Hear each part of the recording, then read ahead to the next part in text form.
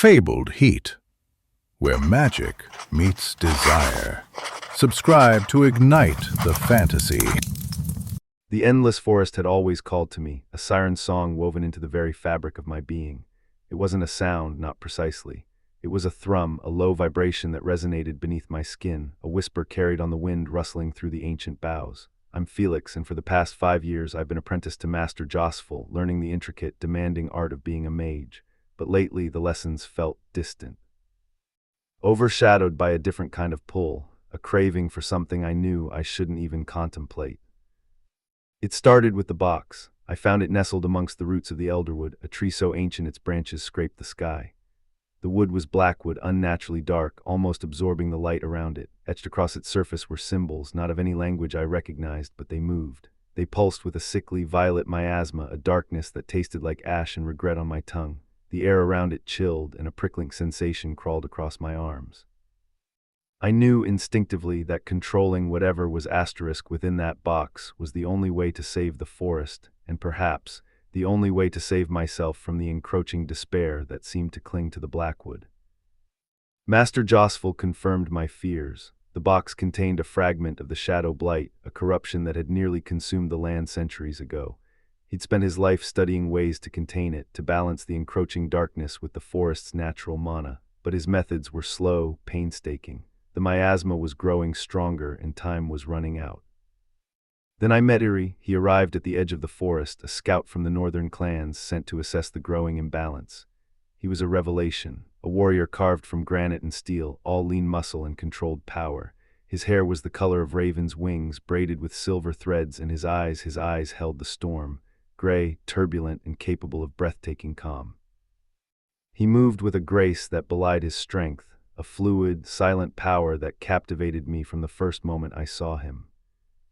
The first time our hands brushed as we examined the box, tracing the unsettling glyphs, a jolt ran through me.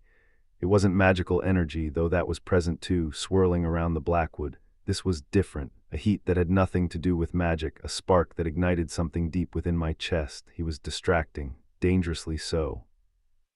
I needed his skill, his intimate knowledge of the forest's hidden paths and ancient lore. He understood the land in a way I, with all my magical training, never could. But every shared glance, every casual touch, the brief pressure of his hand on my arm as he pointed out a subtle shift in the miasma's flow, the accidental brush of our shoulders as we leaned over a map, felt like walking a tightrope over a bottomless chasm. Each interaction was a delicious torment, a reminder of the impossible desire that was blossoming within me. We discovered the mana wells with the help of Kyrith, a young dragon whose scales shimmered like amethyst in the dappled sunlight. She was playful, mischievous, and possessed an uncanny ability to sense the flow of magical energy. The wells, ancient crystals hidden deep within the forest, were capable of absorbing and balancing the miasma, but they were dormant, their power depleted. Mastering them, reactivating them, became an obsession, fueled by the desperate need to protect this land.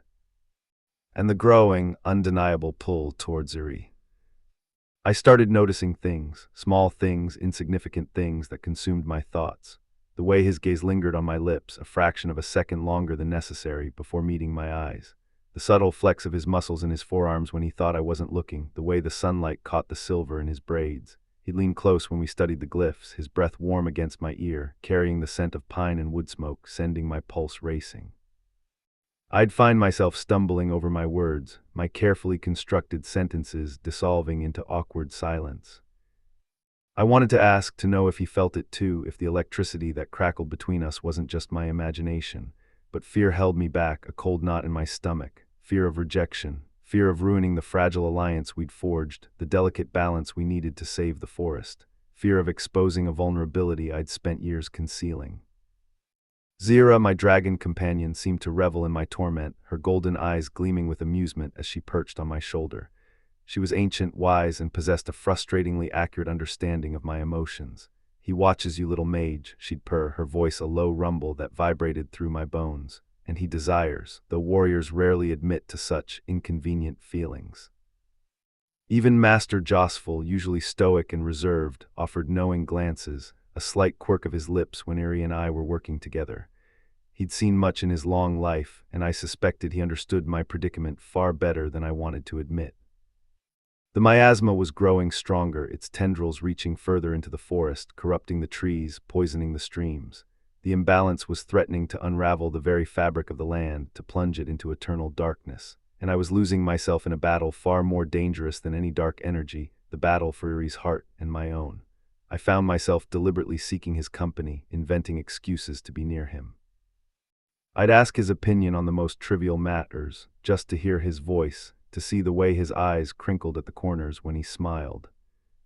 One evening, as we sat by a crackling fire, studying a particularly complex glyph, he reached out and gently brushed a strand of hair from my face.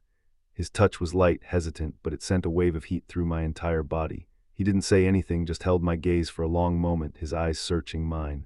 In that silence, I saw a flicker of something that mirrored the turmoil within my own heart. Hope, perhaps.